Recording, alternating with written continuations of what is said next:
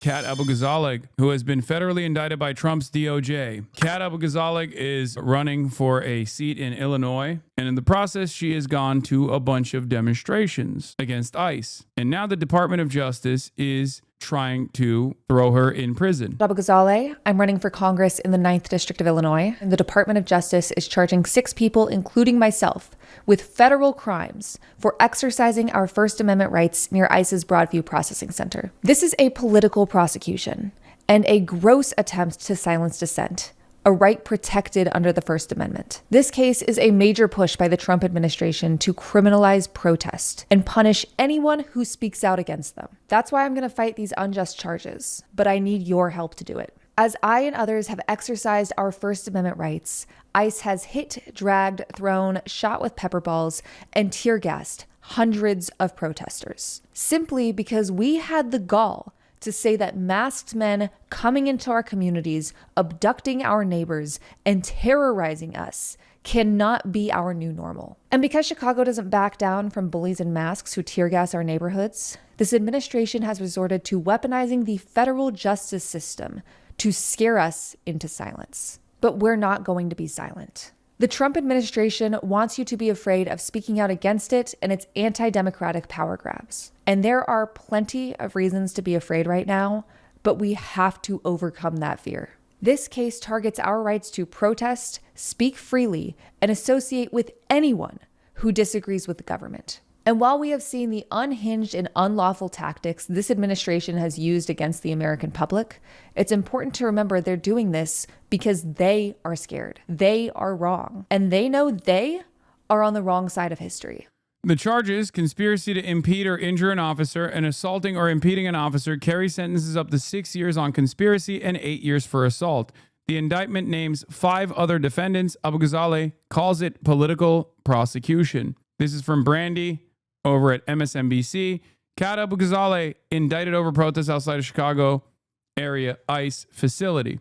We've shown you the images before. They literally brutalized her. They actually slammed her into the concrete when she was participating in a demonstration against ICE. And then they turned around. They turned around after violating everyone's First Amendment rights and also physically and brutally hurting someone running for office, by the way. They are now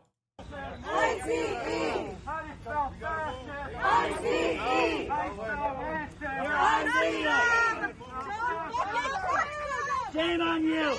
Put him down. Don't touch me. Don't touch her. Shame on you. Shame on you. Shame on you. Shame on you. Shame on you.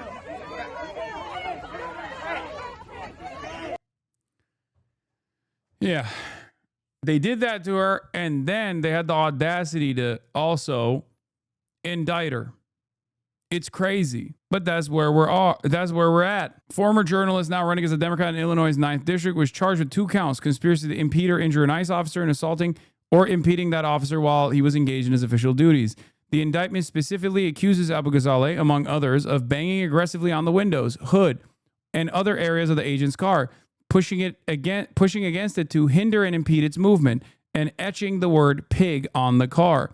The indictment names 5 other defendants, most of whom appear to be involved in progressive politics in Chicago. They include Cook County Democratic Committee member Michael Rabbitt and Cass Sharp, who's a candidate for Cook County Board of Commissioners and Chief of Staff to Alderperson Andre Vasquez. The charges among the most serious recently brought against prominent protesters carry prison sentences up to 6 years on the conspiracy count and 8 years for assaulting the officers upon conviction. Over the past month, as video of protests, arrests, and aggressive immigration enforcement raids have gone viral, and as right-wing politicians and influencers have beaten the drum for an even more aggressive response, federal law enforcement officials have prioritized the arrest and prosecution of individuals they claim are interfering with the crackdowns. This cannot be read as any other way but to create a chilling effect on speech. These are people who are engaging in the practice of civil disobedience, and they are being arrested for doing so. They have every right to express their discontent against masked federal government agents that are engaging in these extrajudicial acts of mass apprehension and kidnapping of their community members. This is perfectly valid to do, And it is actually completely unacceptable for those masked thugs of the state, as you saw, the heavily militarized masked thugs of the state, to brutalize these protesters in the act of exercising their First Amendment rights. Okay? Not only that, but also this additional prosecution is very clearly designed in an effort to create a chilling effect on speech. If we have a normal court process, this would be thrown away. Okay? Any judge that looks at this and goes, really? You're doing this? Get the fuck out of here, is supposed to be the actual response here. Okay? Now, what we have to do in this situation, of course, is to first and foremost show support to Kat, but also beyond that, we should not, under any circumstance, feel scared. We should not obey in advance. Okay? You have to exhaust all available options, especially as the law permits for the time being. And protesting is one of the major roles that you can participate in. How did it feel getting called out by Vance? I'm used to it, man. I think it's very stupid. I think it's a sign of the times that we are led by deeply unserious people. I don't know.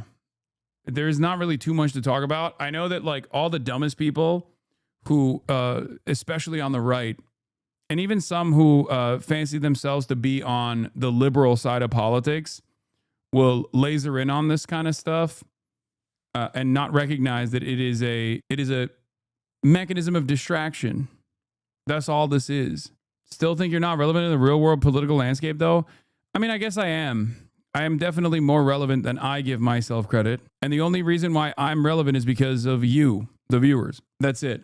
But ultimately, I guess the vice president in this modern media landscape, knowing who I am, is not that crazy, considering that I'm the largest left content creator in North America, again, because of you, the viewers. But going to the lengths of knowing the minutia of like knowing the internet smear campaigns and things like that, and like bringing that up is very stupid. American politics has gotten stupider and stupider, is what I mean. But it does show me that at least a lot of people that hold institutional power do see what I do as a threat now more than ever, which is worrisome. But I guess if I were to look at the positive side of this, if I were to look at what why this is happening, I would say that it's because the ideology of socialism, which is threatening to people in positions of power, the capitalists, is growing amongst the masses. People are less restrained about calling themselves socialists. People are more sympathetic to socialism. People are less sympathetic to capitalism than ever before. And I think that is somewhat terrifying to the capital owners. And I mean, it's not a secret that Elon Musk, who is the wealthiest capitalist on the planet, has put the beat on me on numerous occasions, put me in the crosshairs on numerous occasions. So it was only a matter of time that JD Vance, the vice president, would also bring me up. Former governor of New York, Andrew Cuomo, has spent a decent bit of time bringing my name up in the campaign against Zohran Mamdani. So I guess it's only a matter of time until Trump does the same. What these people fail to consider is that I am just a messenger. And the discontent is not because I've been able to hypnotize, millions of Americans into coming to these conclusions. The material realities are causing them to come to these conclusions in spite of the 100 years of anti-socialist, anti-communist messaging that has basically been invented here in the United States of America and successfully implemented around the world. My point always is, even if I go away, there will be someone else that carries that torch. And even if I go away, I'm not responsible for the entirety of this movement, but a mere fraction of it. And these guys don't realize that.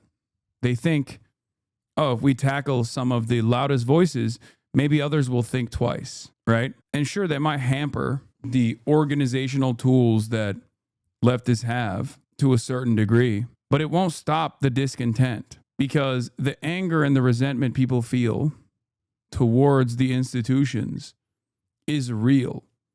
And as long as things don't change on the policy side, people are only going to get more and more angry. My job, or what I think I do decently well, is to redirect that anger towards those who are actually contributing to it, people who hold the levers of power. That's all I can do. I can't make people feel better about their financial predicaments, no matter how hard I tried. I mean, I choose not to because that would be lying anyway. But at the end of the day, people feel the way that they do because their pockets are hurting. People feel the way that they do because rent is increasingly unaffordable. People feel the way that they do because their wages are shitty. And not only are their wages shitty, but a big chunk of those shitty wages go directly back to their rent. People don't feel like they're going to be able to ever own a home or retire at a reasonable age. And the suffering gets worse day in and day out, especially with neither party presenting a viable alternative, one that seeks to address the issues that people are experiencing. So Republicans can keep hitting the culture war narratives over and over again. They can try to come after people like myself, but that's not going to make the random guy living in West Virginia feel better about the fact that there is not a single rural hospital in a 100-mile radius that he can go to if, God forbid, something horrible happens. That person has a valid reason to be angry. And maybe in that anger, he's voted for Donald Trump because he thought Donald Trump will actually shake things up. But eventually, as I always say, even the dumbest guy knows when he's being, maybe it'll take time, but eventually that person will realize, okay, Trump represented a promise of change, and that change didn't come. And the things that he actually focused on did not actually improve my situation at all. It seems like he's just in the pockets of the very same billionaires that he said he was going to depose. That is going to happen whether or not I am here and speaking truth to power in the way that I do, or whether I have passed away, or whether I've been jailed, or whether I've been whether I've received so much reputational damage that I just say enough is enough, I'm done. Now, those things are not likely to happen regardless. Having said that, however, I'm just one person. Taking me out of the equation is not going to change the dynamic, because as long as these problems remain, people will still be angry. It's that simple, okay? And I do think that things are seemingly going to get worse, at least in the interim. But, you know, it's darkest before dawn, right?